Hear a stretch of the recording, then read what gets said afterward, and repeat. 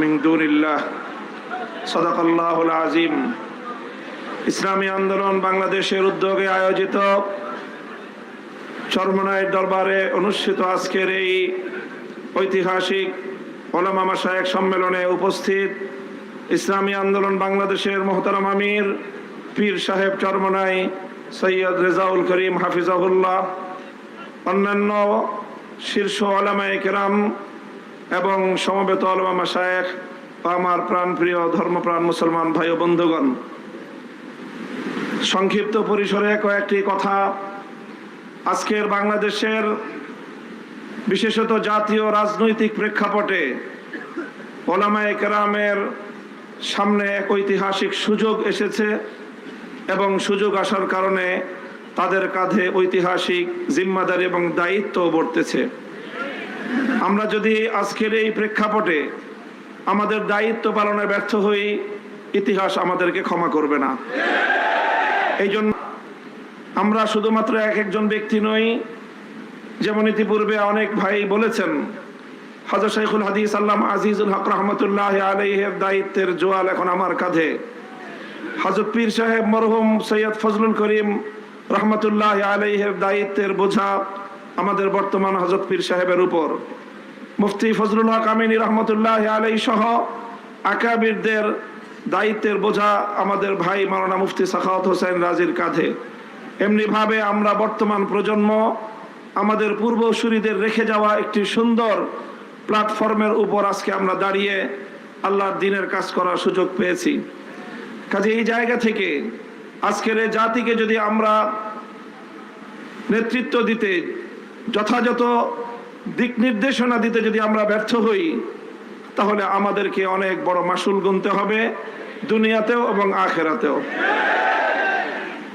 আমি আজকের যে জাতীয় চাহিদা, বিশেষ করে সারা বাংলাদেশের সকল ধর্মপ্রাণ শুধু নয়, যারা ধর্মকে ভালোবাসে অন্তত তারাও, ইসলাম প্রেমী সকল মানুষের অভিন্ন চাহিদা হলো ইসলামী নেতৃত্ব তারা ঐক্যবদ্ধভাবে জাতির সামনে অগ্রসর হোক, জাতির সামনে উপস্থিত হোক।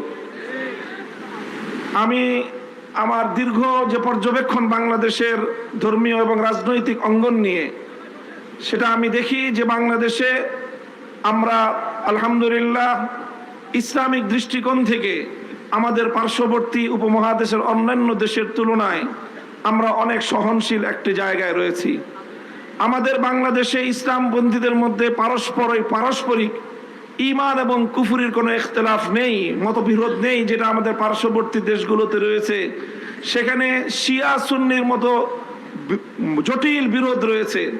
এরপরও সেই সকল দেশগুলোতে আমাদের ওলামায়ে দেওবন্দ তারা নেতৃত্ব দিয়ে সেই শিয়া সুন্নি সহ অন্যান্য বাতিল পন্থীদেরকেও বৃহত্তর ঐক্যের মধ্যে তারা তাদেরকে সামিল করে জাতির সামনে ঐক্যবদ্ধভাবে নিজেরা উপস্থিত হয়েছেন। তা আমি মনে করি বাংলাদেশে এখন ইসলামিক অঙ্গনে 4টি পক্ষ রয়েছে, যাদের মধ্যে আমাদের মধ্যে বিভিন্ন শাখাগত, ফিকহি মাসআলাগত এবং বিভিন্ন আকীদার খুঁটিনাটি বিষয়ে, ঈমান এবং তাওহীদ এবং রিসালাত আখিরাত ছাড়া আকীদাগত অন্যান্য কিছু বিষয়েও আমাদের মধ্যে মতপার্থক্য রয়েছে। তবে আমরা সকলে একটি কথায় একমত, সেটি হলো আল্লাহর জমিনে আমরা ইসলামী হুকুমত কায়েম করতে চাই। এই এক কথার ভিত্তিতে এটাই হোক আমাদের আগামী দিনের রাজনৈতিক ঐক্যের বুনিয়াদ।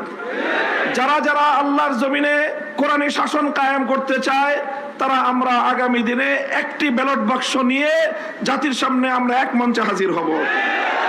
আমি মনে করি বাংলাদেশে অনেকগুলো ইসলামিক মহল থাকলেও বাংলাদেশে ধর্মীয় এবং ইসলামী সেক্টরের কিয়াদত ওলামায়ে দেওবন্দের হাতে। এটার মধ্যে কোনো ধরনের দ্বিমত অথবা কোনো সংশয়ের কোনো অবকাশ নেই। বাংলাদেশে যদি 4 লক্ষ মসজিদ থাকে, 3.5 লক্ষ মসজিদের ইমামতের এবং মেম্বারের দায়িত্ব ওলামায়ে দেওবন্দের হাতে। কাজেই ধর্মীয় সকল অঙ্গনগুলোকে ঐক্যবদ্ধ করার ঐতিহাসিক দায়িত্ব ওলামায়ে দেওবন্দের কাঁধে। আর এ কথা অস্বীকার করার কোনো উপায় নেই। দেওবন্দি ওলামায়ে কেরামের সাথে সংশ্লিষ্ট যতগুলো রাজনৈতিক সংগঠন রয়েছে, তার মধ্যে সর্ববৃহৎ রাজনৈতিক সংগঠন ইসলামী আন্দোলন বাংলাদেশ। কাজেই সেই জায়গা থেকে ইসলামী আন্দোলন বাংলাদেশের দায়িত্ব সবচেয়ে বেশি। আলহামদুলিল্লাহ আমি সাক্ষী দিচ্ছি লাখো জনতার এই মজমায় আমরা হযরত পীর সাহেব চরমনায় সৈয়দ রেজাউল করিম সাহেব হাফিজাহুল্লাহর মধ্যে সেই উদারতা এবং সেই আন্তরিকতা আমি প্রত্যক্ষ করেছি, আমি সাক্ষী দিচ্ছি। এজন্য আমরা আশাবাদী আগামী দিনে ইনশাআল্লাহ আমাদের ঐক্য প্রতিষ্ঠিত হবে। এই জন্য আমাদের যেই কথা আমরা একমত সেটা হলো, আগে আমাদের ওলামায়ে দেওবন্দের নেতৃত্বে যে সকল রাজনৈতিক সংগঠনগুলো পরিচালিত হচ্ছে, আমরা আমাদের মধ্যে আমাদের ঐক্যকে আরো সংহত এবং মজবুত করব। ইতিমধ্যে আমির হেফাজত আল্লামা শাহ মুহিবুল্লাহ বাবুনগরী হাফিজাহুল্লাহর পক্ষ থেকেও আমাদেরকে সকল সংগঠনকে এই দাওয়াত দেওয়া হয়েছে। কাজী ইনশাআল্লাহ আমরা আশা করছি যে অদূর ভবিষ্যতে অনতিবিলম্বে আমাদের ঘরানার সবগুলো রাজনৈতিক সংগঠন আমরা সীসাটানা প্রাচীরের মতো ঐক্যবদ্ধ হব। এরপরে বাংলাদেশে অপর তিনটি ইসলামী ধারাকেও রাজনীতির ক্ষেত্রে আল্লাহর জমিনে ইসলামী হুকুমত কায়েম করার জন্য তাদেরকেও আমরা তাদের কাছে দাওয়াত নিয়ে যাব ইনশাআল্লাহ। সেটা হলো, একদিকে বাংলাদেশে আরেকটি অঙ্গন রয়েছে আহলে হাদিস সম্প্রদায় হিসাবে বিশাল একটা সম্প্রদায় বাংলাদেশে রয়েছে।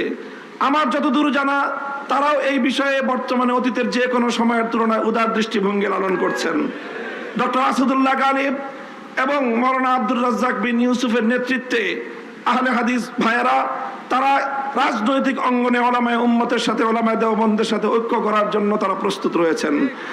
আমাদের আরেকটি অঙ্গন রয়েছে যাদেরকে আমরা সুন্নি বলে জেনে থাকি, সেই সুন্নি ভাইয়েরাও আমি আশা করি এবং আমার কাছে যতটুকু ধারণা তারাও ঐক্যের জন্য প্রস্তুত রয়েছেন। তৃতীয় যে আরেকটি গ্রুপ রয়েছে জামায়াতে ইসলামী বাংলাদেশ, যারা দীর্ঘদিন ধরে রাজনৈতিক অঙ্গনে আল্লাহর জমিনে আল্লাহর আইন বাস্তবায়ন করার স্লোগান নিয়ে যারা কাজ করছেন, তাদেরকেও আমরা উদাত্ত আহ্বান জানাবো এবং তাদের কাছে আমরা দাওয়াত নিয়ে যাব।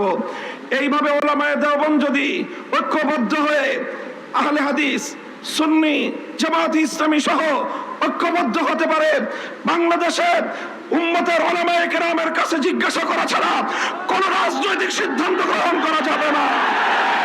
বাংলাদেশ ইনশাআল্লাহ আল্লাহর নিজাম অনুযায়ী চলবে, কোরআনী শাসন বাস্তবায়ন হবে ইনশাআল্লাহ। সেই দিন আমরা দেখতে পাবো, আমাদের হায়াতে আমাদের জীবদ্দশায় দেখতে পাবো।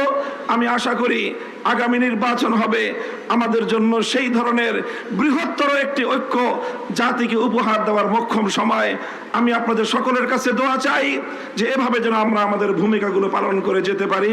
বাংলাদেশ খেলাফত মজলিসের পক্ষ থেকে আমি আজকের এই ভর মজলিসে এই ধরনের কার্যক্রম পরিচালনায় আমাদের শতভাগ উদারতার এবং আন্তরিকতাপূর্ণ ভূমিকা পালন করার প্রতিশ্রুতি দিয়ে যাচ্ছি ইনশাআল্লাহ। নাসরুম মিনাল্লাহি ওয়া ফাতহুন করিম।